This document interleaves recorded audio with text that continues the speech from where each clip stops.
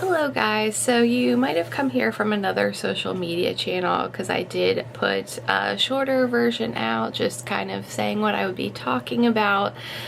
This story, I was inspired to tell it today because the Black Phone 2 coming out, a lot of people are talking about phone calls from the other side and similar experiences. This is a super personal to me story. I have told people in my life, but never on social media. It involves my grandfather. It's important to know that growing up, he was really my person. Like, out of everyone in my life, like, he just kind of got me. From like taking me on ghost tours when I was real too young to do that against my parents' wishes, or seeing the new Jim Carrey movie, or buying me a book of Tell Me Why, because I was that kid that would never stop asking why and annoying everyone around me. So he just really had my back and is still very missed to this day. So what you need to know is he had passed. It was something that we knew was coming for a long time, approximately 8 years, because he had been sick. And just a complete bummer. He had left me some money, which along with my parents, I had decided to use for my senior project. And as you guys know, I've mentioned on this channel before, I grew up very religious.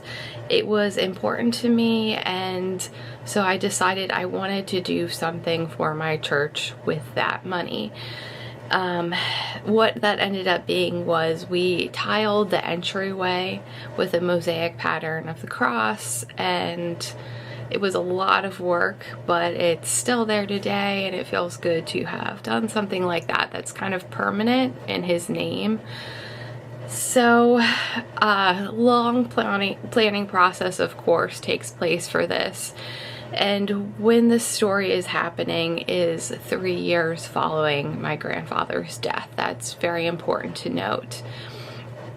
During the day, I was with my parents and another church member who actually worked in tiling and had said they'd like to help us with the project.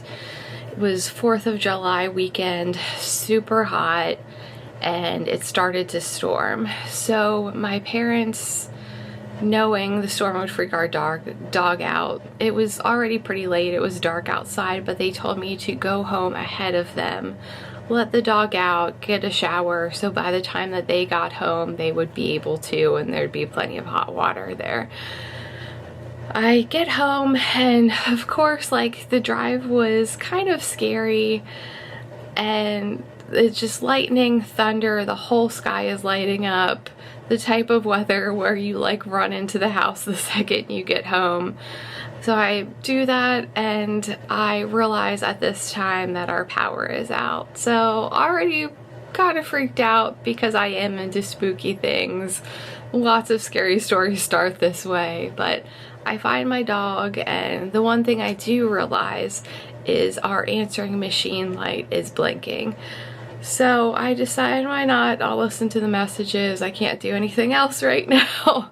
So I hit the button, I'm listening, and to my complete shock and surprise, it is my grandfather's voice on the message. So this was many years ago, since I was in high school, so I'll try to remember as best as I can what was said. But the gist was that he saw what I was doing that day and was really proud of me, which makes sense because I was using his money to do that project for the church. He also said that he knew I was scared coming home, but it was going to be okay, which was relevant to the weather and the driving situation that had me pretty freaked out, and that he loved me. So that was it. Just, he saw what I was doing, was proud of me, loved me. A pretty generic message, but it left me very freaked out. I think he just knew with me, I'm the type of person I would never want to see something. So that was the best way to get a message to me, because had he appeared, had I legit heard his voice, like, that would have been very scary situation for me, I don't know that I would have been able to take it in and enjoy it as much. So I am curled up on a ball at this point on the couch with my dog, just kind of paralyzed because I'm really shaken from what's just happened. In the meantime, the lights come back on, but I can't remove myself from that couch to get up and take a shower. Yeah, I wait until my parents get home, and when they first see me, they're really mad. I haven't showered yet.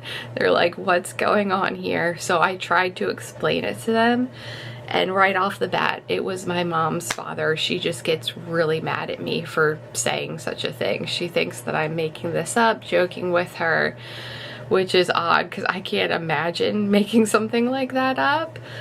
And I have her listen to the voicemail. So both of my parents hear it. They apologize to me for panicking the way they did. They choose to believe me. And what is bizarre is in the following days, they did go through all of the messages on that voicemail, and there's nothing older than 6 months back, which doesn't account for a message from someone that died 3 years prior. It's just hard to explain. I mean, there's the possibility that could have still been on there from something I was involved in and he came out to see me and I was nervous. Very generic message, but it doesn't add up. And the other bizarre thing that we found out in the following weeks was that people had left us messages that day and we never got them. None of the messages were on the machine, and several people had tried to leave us messages. So guys, have any of you experienced something like this? I hope I'm not alone, and if you have a story, I would really love to hear it. Yeah, let me know what you think. If there's a way to explain it away, I'm fully open to that.